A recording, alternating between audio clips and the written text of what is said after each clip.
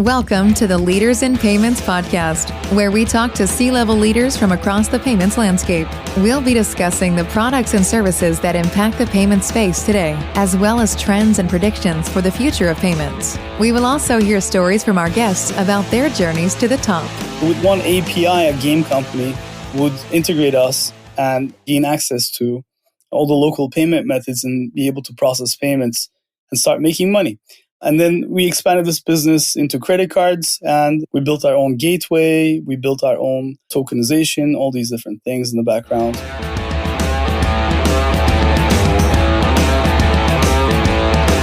That was Gunday, the founder and CEO of Paymentwall, and he's my special guest on this episode of the Leaders in Payments podcast, and I'm your host, Greg Myers. Paymentwall partners with all major payment methods in 200 local regions, including China, Brazil, and Korea, to offer more than 150 local payment methods, including e-wallets, bank transfers, prepaid cards, and cash options. Honor and I discuss the origin of Paymentwall and what makes it unique in the marketplace today. We also talk about where Honor sees the payments industry heading, as well as his passion for learning languages and how that passion applies to his business. We've got a great episode ahead, so let's get started.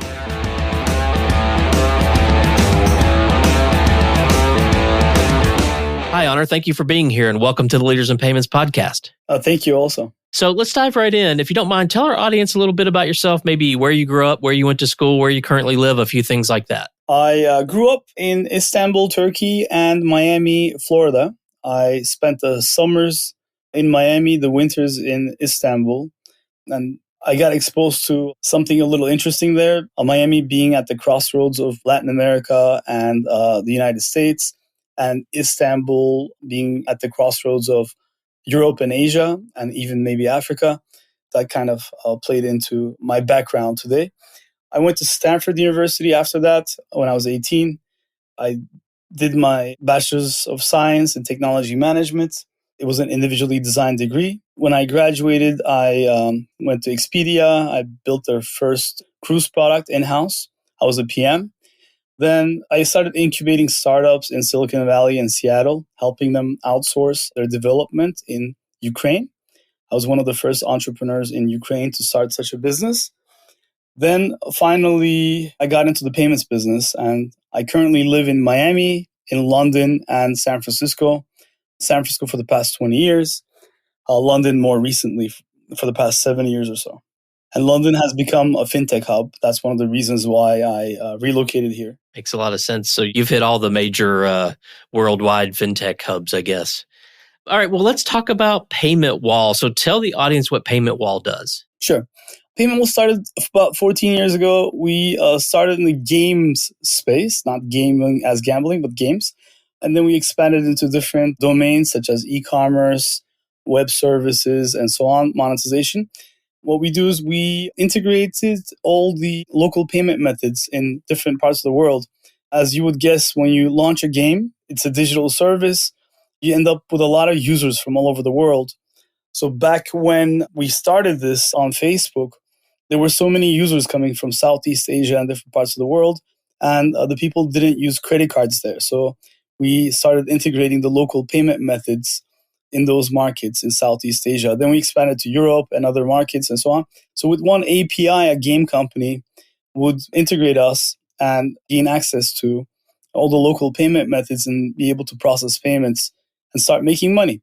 And then we expanded this business into credit cards, and we built our own gateway, we built our own tokenization, all these different things in the background.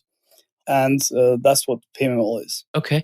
And do you still mainly serve that vertical, or you've expanded beyond that vertical? No, we expanded actually. Originally, we were just a platform that served games because digital was easy for us. Then we expanded to e-commerce, travel, web services, SaaS, dating in the past, not so much anymore, and so on. So we covered many different domains, but we just don't do anything high risk. And you have two other companies. You want to mention those and sort of what they do as well? Yes, of course. So as time went on, we realized the need of the users being able to store funds in different currencies. And we also realized the US regulation didn't allow the storage of foreign currencies in the bank account. So we incurred a lot of losses in currency exchange. So So we decided to provide a solution to store funds in foreign currency to American and European merchants. So we built a FasterPay, which is a UK-based e-wallet. It's an EMI licensed entity in the UK. And we also applied for licenses in the US as well. So we now are licensed both in the US and the UK with that service. And then we also decided to spin off the gaming-focused solution as a separate entity, as it has a different need typically. Game companies require the payment provider to provide the customer service to the end users 24/7. And they also require some risk services because they don't have those people in-house.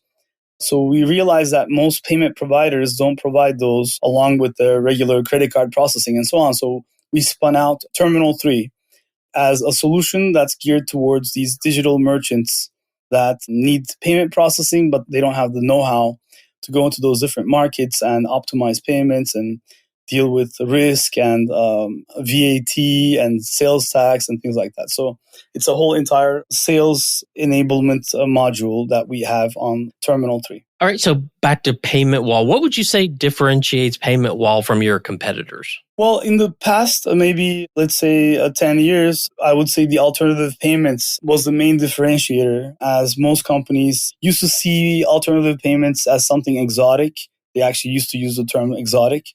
And today, most of the companies caught up with this trend. So I would not say that the alternative payments is a differentiator, but I think what differentiates us is the 14 years of experience that we have in those markets and local offices that we have in those places.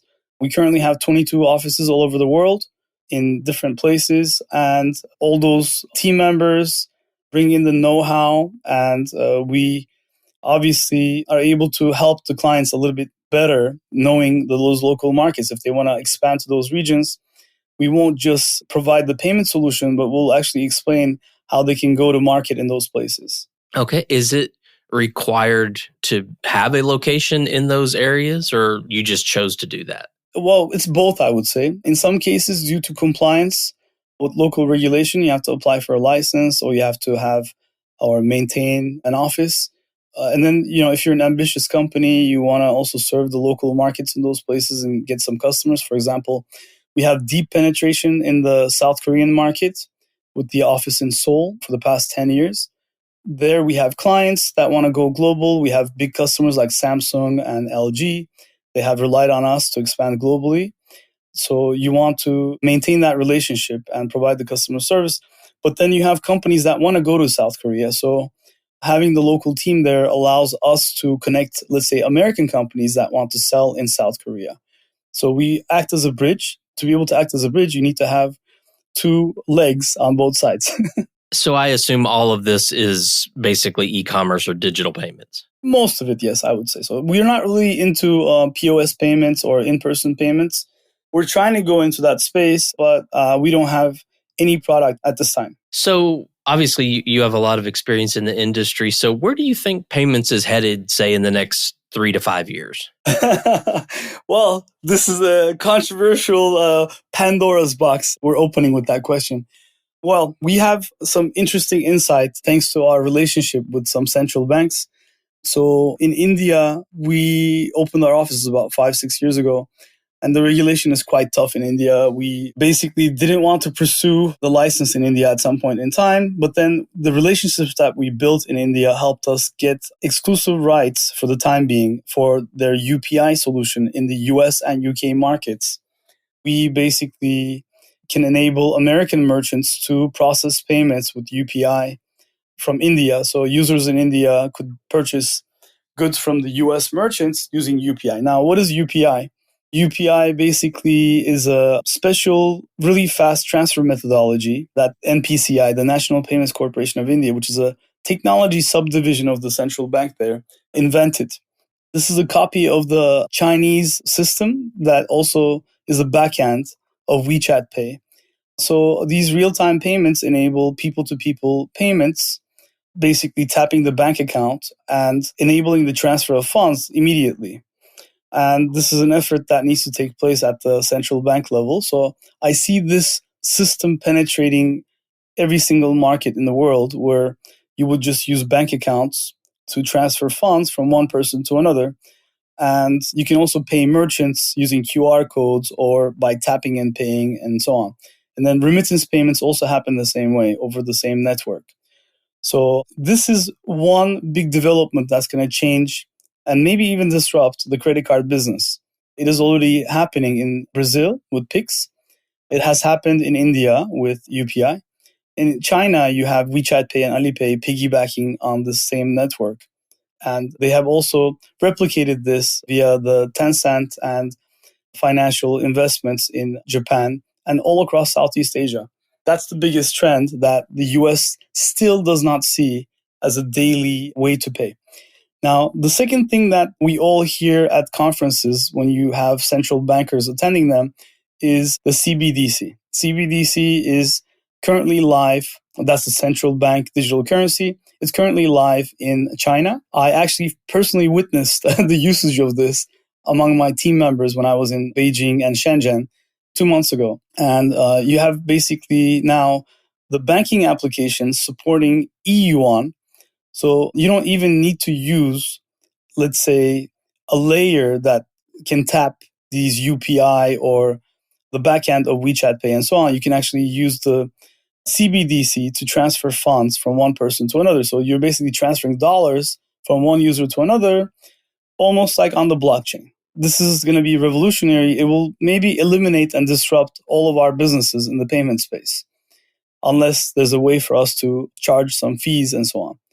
Another problem that I see for the payments industry and fees is in India. In India, the central bank, the RBI, Reserve Bank of India, basically did not allow payment providers to charge any fees to enable the propagation of this UPI system among the merchants. If the central banks dictate a no-fee structure, I think the payment industry is dead.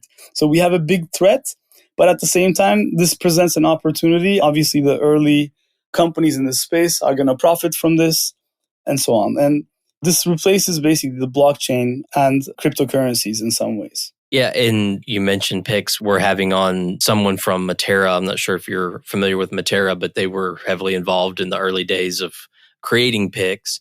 So I've recently learned a lot about that. And certainly here in the US, I mean, you're well aware we have the FedNow that launched, and instant payments has been quite the topic of conversation for a while. So I definitely think you're onto something with the kind of being able to pay from your bank account and doing it in a seamless way. I think the US is far behind, and I'm not sure how quickly we can catch up, but I definitely think that's a trend that I hear an awful lot. Something surprising that happened during Money 2020 was we were approached by people from the Fed.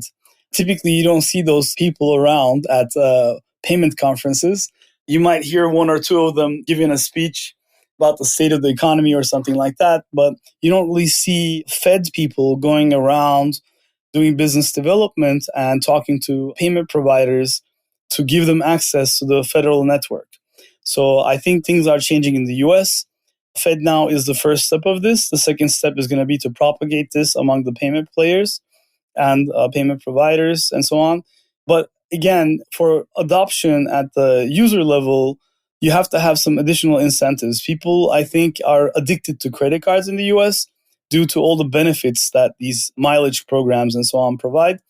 So that's going to be tough to get rid of. I don't think people are going to give up on their miles that they accumulate to go on vacation and so on. Right. Yeah. The whole consumer behavior is really going to have to change a lot in the US. I'm not sure it'll happen in my lifetime, but maybe. I'm not sure. All right. Well, let's switch gears a little bit and talk about you. So you mentioned, obviously, after college, you went to Expedia, and maybe fill us in, like, how did you get into payments? Why did you start Paymentwall? What was attractive about maybe the industry? So tell us a little bit about that background story. Sure. The funny thing is, I think I really was interested in doing something payments related. I started my first internet venture, I would say, when I was like 15, 16, building websites, community websites, social networks, and things like that, chat websites for people to join and build their own community website and things like that. So when PayPal launched, I was so excited. I actually registered piggybank.com domain name. So I was like, oh, maybe I can build something for these community sites to collect funds. But then, the financial system behind it is difficult to engineer for a kid. I was only 16 or 17, something like that. At Expedia, I was exposed to the payment APIs of Bibit. Bibit actually was a technologically advanced company based out of Europe. I believe it was built by the Adyen people. And Bibit eventually got acquired by Royal Bank of Scotland. And then it ended up becoming WorldPay. Bibit enabled credit card processing, but more international. So Expedia, obviously, as a business, has a lot of international users. We had to do cruise payments that were really sophisticated. You need to be able to take a deposit. You need to be able to take multiple cards from multiple people. You need to, have really complicated bookings for cruises. So you need to be able to charge for the flight to the port, the embarkation port. You have to charge for the flight back. You have to charge for the hotels if you have any hotel stays before and after. And all these things become really complicated if you have, let's say, a return. The person doesn't want to go on that cruise anymore. The family's not able to make it. You have to now process refunds for the whole entire transaction list. So it's a really complicated thing that you can sell online, cruises. So I was exposed to the Bibit APIs and Bibit system and some other companies in the process, and I realized the importance of payments. And when I built an e-commerce company, I sold laptops from Seattle to the UK. The UK had a special tax reduction.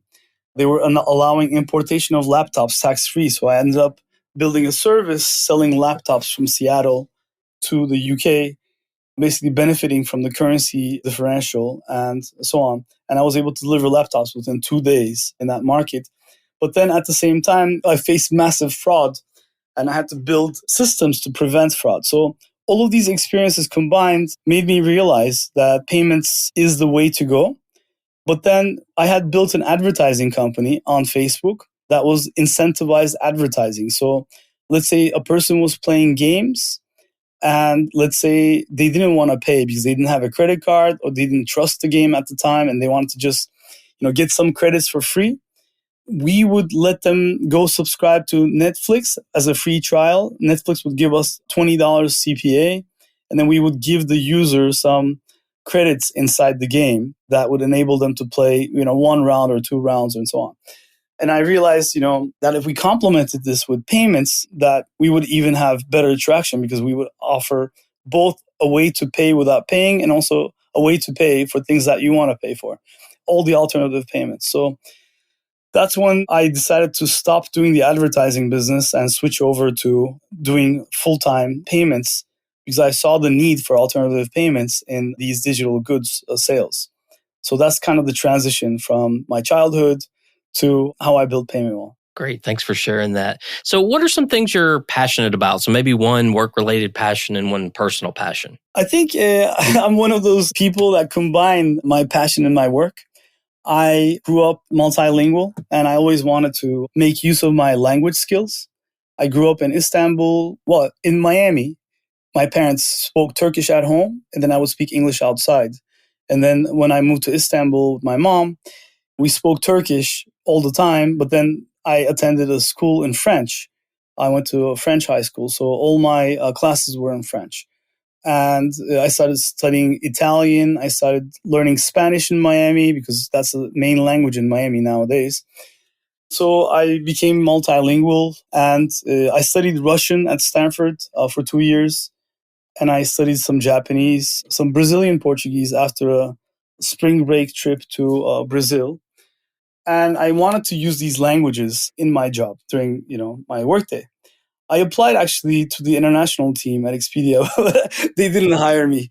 I think they didn't want someone multilingual that would be a threat for their own jobs. So I ended up basically thinking about how I can combine my language skill with my work. And I think that's when the Paymentwall idea and my hobby for learning languages and so on kind of combined together. And I got to travel a lot. I got to use my languages. I got to experience different cultures and try to learn new things about different cultures. It's been really fun.